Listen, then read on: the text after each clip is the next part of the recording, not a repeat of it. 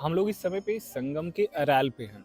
ये एक VIP area है और वीआईपी एरिया होने के साथ-साथ में यहाँ बहुत सारी चीज़ें संगम है। जैसे अध्यात्म का, आयुर्वेद का, कला का, साहित्य का, बहुत सारे संगम। तो हमारे साथ हैं पुष्पेंद्र सर, जी, जो आयुर्वेद का पूरा यहाँ पर उनका सेंटर चल रहा है और शहर के में काफ़ी चर्चित है।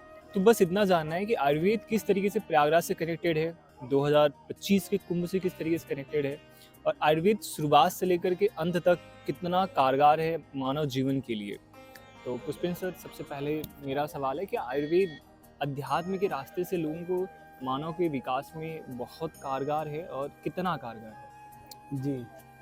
सबसे पहली बात तो अभी 2 दिन पहले ही महर्षि भरद्वाज की जयंती थी और महर्षि भरद्वाज ही जो है आयुर्वेद के जनक भी रहे हैं और सबसे बड़ी बात ये है कि ये प्रयागराज की धरती जहाँ हम लोग बैठे हैं, यहाँ के सबसे पहले नागरिक भी वही थे। इस अच्छा। शहर को उन्होंने ही बसाया, सबसे पहले वही आए, उसके बाद सारे लोग यहाँ पे आए।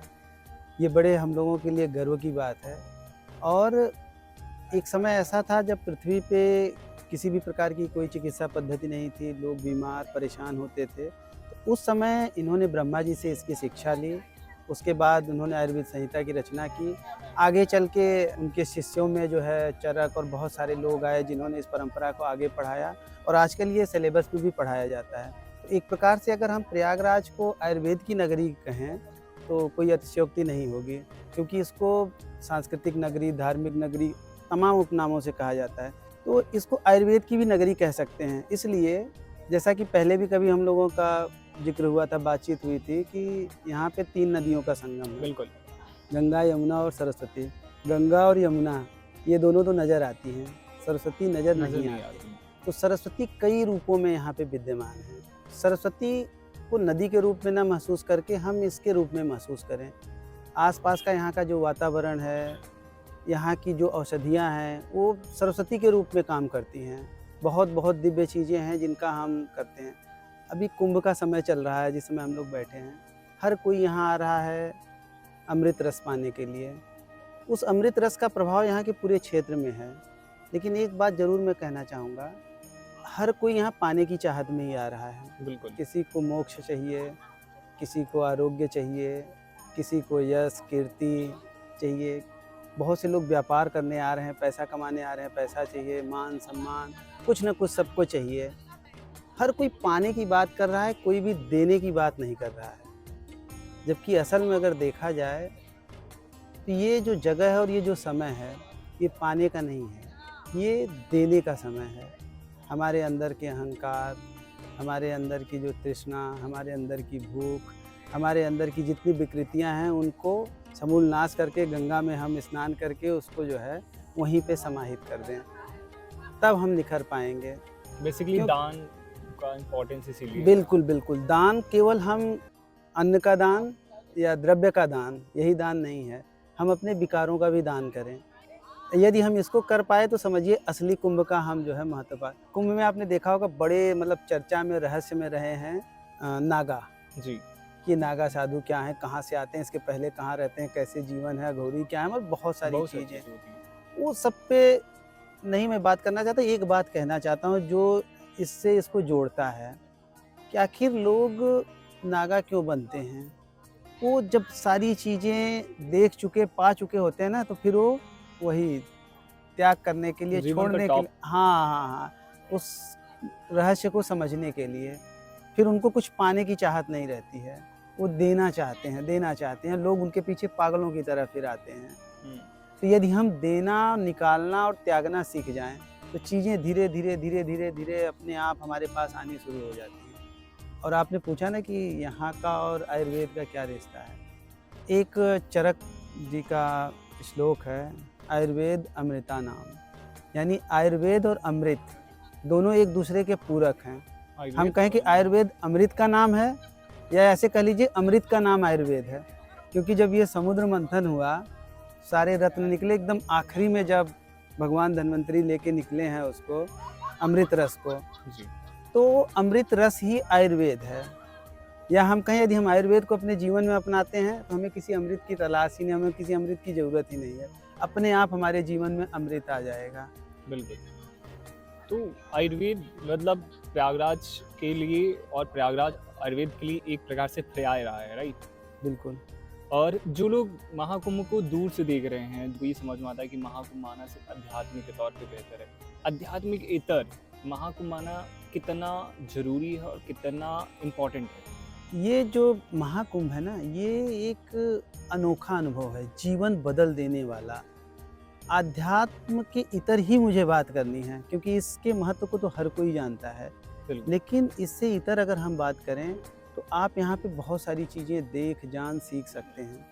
एक तो बड़े गर्व की बात है कि एक प्रकार से समझिए विश्व की सबसे बड़ा मेला है, जो किसी ऐसी जगह पे जहाँ हम बैठे हैं, यहाँ पानी में डूबा रहता है ये जगह। जी। उस मैनेजमेंट को जानने समझने की ज़रूरत है कि कैसे इसको जो है इतने कम समय में इसका निर्माण किया गया, कितने सारे लोग आते हैं, कितनी सारी चीज़ें होती हैं और कितने समय में इन सारी चीज़ों का प्रबंधन हो जाता है।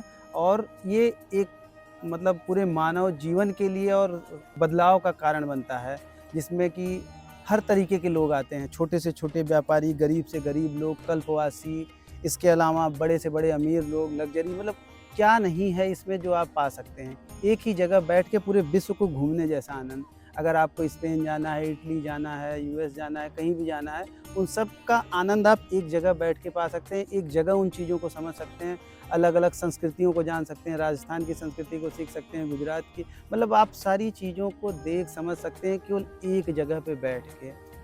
और इतना ही नहीं, इस महाकुंभ में लोग केवल अमृत स्नान के लिए नहीं आ रहे हैं।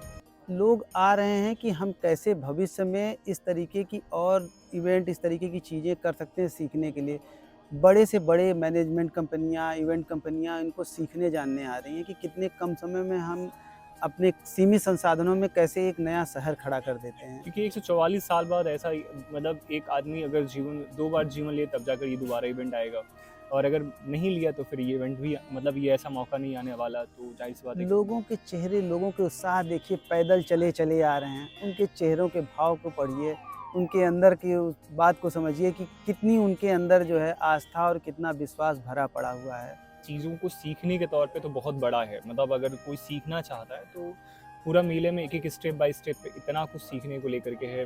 4000 हेक्टेयर में बसा हुआ मेला प्रशासनिक तौर पे, मैनेजमेंट के तौर पे और ह्यूमन रिसोर्स मैनेजमेंट के तौर पे it's like a something big जिससे सीख सकते हैं। जी, एक और बड़ी बात है, आप देखेंगे यहाँ, क्योंकि इस मेले में जो है ये कुंभ तो है ही है, बाकी यहाँ हर महीने पौष पूर्णिमा से माघी पूर्णिमा तक कल्पवास होता है। हर साल से।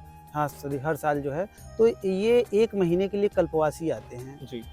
ये कल्पवासी और इसके अलावा जितने भी अखाड़े, मठ या जिस तरीके के आश्रम या जितने भी संस्थान हैं, हर कोई अपने यहाँ कोई न कोई आध्यात्मिक एक्टिविटी कर रहा है। बिल्कुल। यज्ञ हो रहे हैं, हवन हो रहे हैं, कथाएँ हो रही हैं, इस तरीके के हो रहे हैं। एक ऑरा अलग सा क्रिएट हो गया है, एक वातावरण अलग सा क्रिएट हो गया। हम लोग यहीं के रहने वाले हैं, यहीं रह रहे हैं, लेकिन उसके बावजूद भी एक अलग सी ऊर्जा अपने अंदर आती है। आप कहीं भी, किसी भी सड़क पे, किसी भी जगह, किसी पीपा पुल पे कहीं भी गुजर जाइए, आप एकदम ऊर्जा से भरे हुए, एक अलग सी आपको ना लगता है कि जैसे कुंभ, मतलब मुझे जो लगता है ना, ये 2 शब्दों से मिलके बना है। ये क का मतलब ये है ना कि जितनी दैवी शक्तियाँ हैं, और भ का मतलब है मिलन। इस कुंभ में ये सारी दैवी शक्तियाँ एक जगह इकट्ठा होती हैं, तो समझिए कि इन सब का मिलन होता है। आप एक जगह बैठ के सारे, इसीलिए इसको तीर्थराज भी कहते हैं प्रयाग को। तीर्थराज कहने का मकसद ही यही है कि सारे तीर्थों का राज मिल गया आपको। एक जगह बैठे आप, सारे देवी देवता, सारे तीर्थों का पुण्य फल सब कुछ यहाँ इकट्ठा हो जा रहा है। आप एक जगह आनंद पा जा रहे हैं। ये इतनी जो आध्यात्मिक ऊर्जा एक जगह एकत्रित हो रही, उस सब का लाभ मिलता है। जितना आप कोई मेडिटेशन, ध्यान या स्वयं कहीं किसी यात्रा को करके पाएंगे, वो एक जगह रह के आप पा सकते हैं। बिल्कुल। हम इसका अगला वर्ज़न, अगला एपिसोड भी लेकर आते हैं, और तब तक के लिए हम अभी एक अलविदा लेते हैं। लेकिन ये सीरीज, ये कंटेंट लगातार जारी रहेगा जब तक कुंभ महाकुंभ जारी रहेगा, ताकि हम महाकुंभ की अनफिल्टर्ड बातें, अनस्क्रिप्टेड बातें आप तक लेकर आ सकें। Thank you. धन्यवाद।